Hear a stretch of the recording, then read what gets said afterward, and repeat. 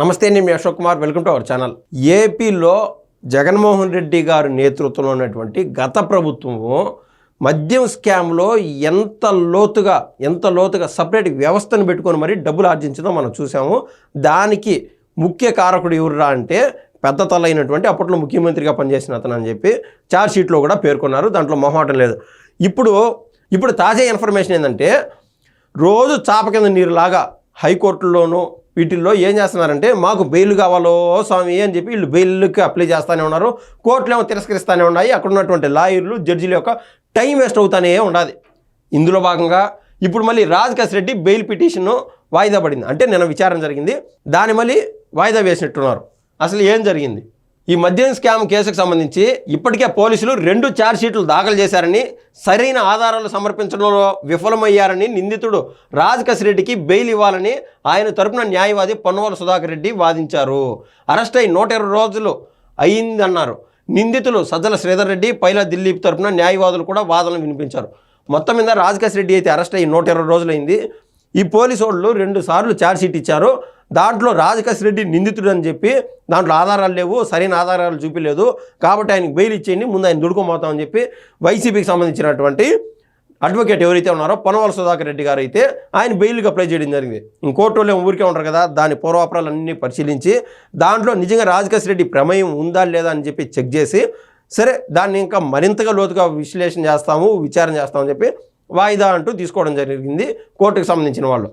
ఇప్పుడు రాజకేశ్ రెడ్డి ఎక్కడున్నాడు, ఆయన యొక్క గూగుల్ టేకౌట్లో ఎక్కడ లొకేషన్లో ఉన్నాడు, ఎక్కడ డెన్లు పెట్టుకున్నాడు, అసలు ఆయన పోలీసు వాళ్ళకి నేను విచారణ సహకరిస్తాను చెప్పి ఏం చేసినాడు, ఆయన పారిపోవడానికి ట్రై చేసినాడు. అంటే ఆయనకి అంత తెలివితేటలు ఉంటే పోలీసు వాళ్ళకి ఇంకెన్ని తెలివితేటలు ఉంటాయి, కాబట్టి ఆయన పట్టుకొచ్చారు. తప్పు చేయనోడు ఓపెన్గా ఎక్కడికైనా విచారణకు రావచ్చు. లేదా మీరు అంటారు కదా, మా కోర్టులపైన నమ్మకం ఉండాలి, గౌరవనీయులైన కోర్టు వారు, గౌరవప్రదమైన హైకోర్టులో మేము ఈ యొక్క వాదనలు వినిపిస్తాము, బెయిల్ వేస్తామని చెప్పి. అంటే కోర్టులను కూడా మీరు విశ్వసించుకుంటా, ఈ చట్టాలపై నమ్మకం లేకుండా మీరు పారిపోవాలనుకున్నారు. అదే బేసిక్ లాజిక్. దాన్ని బట్టి అర్థమవుతుంది దాంట్లో మీరు తప్పులు చేసినారా లేదా అని చెప్పి. సరే, ఎంతో పాటు సజ్జల శ్రీధర్ రెడ్డి, పైలా దిలీప్ తరపున న్యాయవాదులు కూడా వాదనలు వినిపించారు. వీటిని ప్రాసిక్యూషన్ వాదనల కోసం గురువారానికి వాయిదా వేశారు. నిందితులు బాలాజీ కుమార్ యాదవ్, అదేవిధంగా నవీన్ కృష్ణల బెయిల్ పిటిషన్లపైన కూడా వాదనల నిమిత్తం గురువారానికి వాయిదా వేశారు. వీళ్ళు ఇంక బెయిల్ కోసం అప్లై చేస్తూ ఉండే పని ఎట్లున్నదంటే, రోజు అప్లై చేస్తూ ఉంటే ఆడున్నటువంటి జడ్జిలకి, లాయర్లకి, వీళ్ళందరికీ చిరాకు వచ్చేసి, సరే అట్టా ఇచ్చేసిండి బెయిల్, 10 రోజులు తిరుకొని వచ్చారన్నట్టు వీళ్ళ ఫీలింగ్ ఉన్నదనేది నాకు అనిపిస్తుంది. తనకు 2వ పూట కూడా ఇంటి నుండి ఆహారం తెప్పించుకునేందుకు అనుమతించాలని చెప్పి వైకాపా ఎంపీ మిథున్ రెడ్డి దాఖలు చేసిన పిటిషన్పై కోర్టు విచారణ జరిపింది. జైలు అధికారులకు నోటీసులు జారీ చేయాలని సూచిస్తూ విచారణను ఈ నెల 26కు వాయిదా చేసింది. మొత్తం మీద ఈయన అనుకున్నట్టు ఇప్పుడైతే ఒక పూట అయితే ఇంటి నుంచి భోజనం వస్తుంది.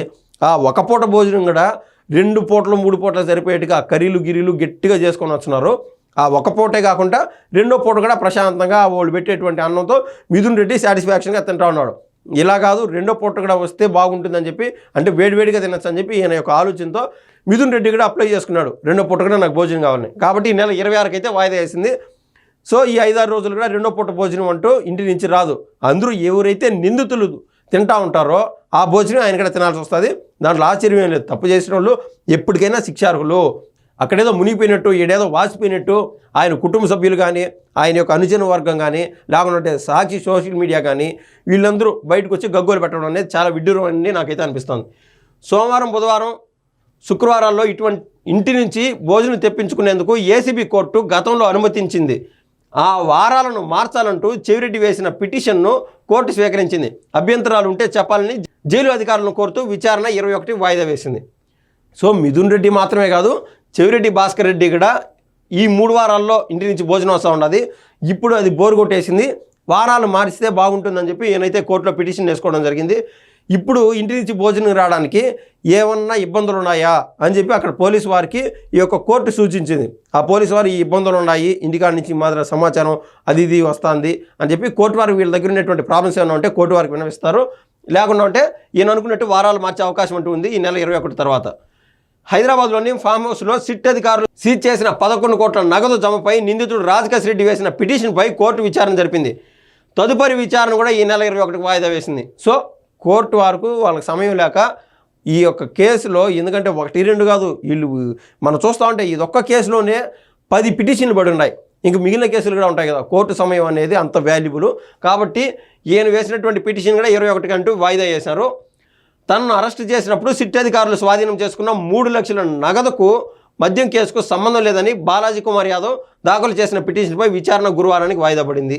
మొత్తం మీద టీ కప్పులో తుఫాను మాదిర వీళ్ళు కోర్టులో ఏదైతే పిటిషన్లు వేసినారో ఈ నాంచుడు ధోరణిలో 21కి అట్లా ఈ యొక్క విచారణ దశ మళ్ళీ పోస్ట్ పోన్ చేశారు. ఇది మద్యం కేసుకు సంబంధించి వీళ్ళు కోర్టులో వేసినటువంటి పిటిషన్ల యొక్క సమాచారం. ధన్యవాదాలు.